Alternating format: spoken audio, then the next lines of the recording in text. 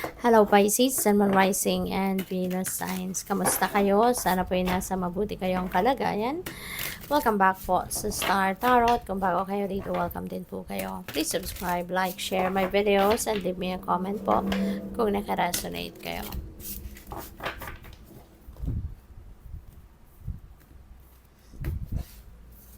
So first message ninyo is Queen of Water. Ayan. So there is, an energy of loving, giving, being compassionate, no, sa inyo sa ngayon. Well, lagi naman ganito, 'di ba? Kasi you're a water sign. So maybe mas malakas ngayon, no, yung inyong psychic abilities, Pisces. Maybe mas ano kayo ngayon, mas heightened, no, yung inyong psychic abilities and intuitive abilities. Kaya napaka ganda niyan na i-access ninyo yung i-access ninyo yung mga guidance para sa'yo ng divine. Okay? So, siguro din sa ngayon, mas magiging compassionate kayo, mas magiging helpful kayo, supportive kayo of other people. Pwede rin na meron ditong magkukonsulta sa'yo. No? Kasi baka baka you are a psychic na practitioner, no? Nag-spiritual work ka, pwedeng ganun. Kaya baka merong mga taong kumukonsulta sa'yo. So, what else? We have Page of Earth. Wow, meron kang sulat. Merong paparating na sulat and this could be a very good news. Diba? Baka kayo ay natanggap na sa school. Diba? Kayo ay nakapasa sa examination sa school. Baka natanggap na kayo. Baka nag-grant na kayo ng scholarship. Diba? Pwedeng ganon. Or this could be sulat, no? Na kayo ay natanggap na sa in-applyan ninyong trabaho. So, pwedeng ganun yun ang ganap dito. So, this is really a good news coming your way. That could be related to your studies. This could be related to career, diba? Baka meron kayong i-build na ng panibagong karera sa ngayon.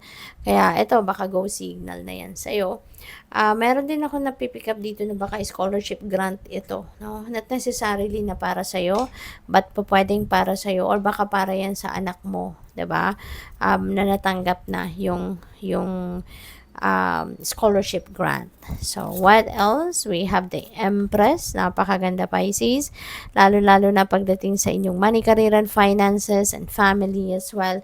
So, napakagandang energy ito. Kasi si Empress, ayan o, merong baby, no? So, maybe ang iba sa inyo is welcoming a new baby in the family.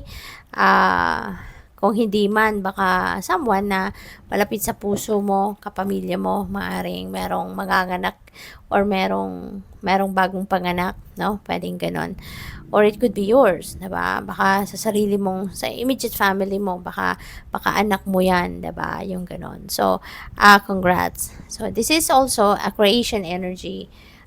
So, pwede rin na ikaw ay magsisimula ng bagong trabaho. Pwedeng you are going to start a new job, a new career path, diba? A new business, a new enterprise, pwedeng ganon.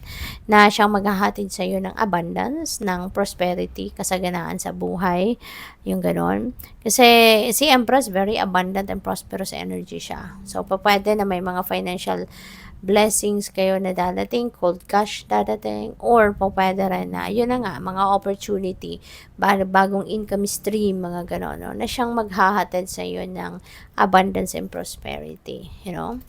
This is also about taking action since you are going to start something new in your life. So, talagang mapupuno kayo ng action, maaring mabisi kayo, and you will be focusing on this new endeavor, no, na papasukin ninyo. So, we have perfect timing. Ayan. So, 'di ba? Perfect timing ang pagdating ng good news na to. Perfect timing din, 'di ba? Ang opportunity na to na magsisimula kayo ng bagong chapter in your life. So, this is a go signal para sa iyo. Maaring confirmation ito sa inyo. Kasi baka kayo nagdadasal for guidance, for enlightenment, no, for direction, no, na tama ba, ngayon na ba, 'di ba? Ito na ba yung tamang pagkakataon, tamang panahon, yung ganon. So, what else? We have improving health. So, this is really very beautiful energy. Kasi lalo-lalo na kung mayroon kayong mga physical ailments that you are dealing with. So, ngayon siguro, maayos na yan, magagamot na yan, and your health situation is going to improve. So, good luck sa'yo. What else? We have asked for help from others. Kung ano man itong sisimulan ninyo, no? Baka kakailanganin mo dito yung suporta ng iba. Baka kakailanganin mo dito ng tulong ng iba in any shape or form. So, when the need arises, no, na kailangan mo ng suporta ng iba, huwag kang magdadalawang isip, no? Huwag kang matatakot or mahihiyang humingi ng tulong. Lagi mong alalahanin na help is always available to you. Okay? At saka, huwag kayong mahihiya na humingi ng assistance sa iba. Kasi lahat tayo, no, kahit sino sa atin, even the most powerful person in the world, diba, at some point in their lives, no, kailanganin ang tulong ng iba. Kaya, huwag kayong mahihiya.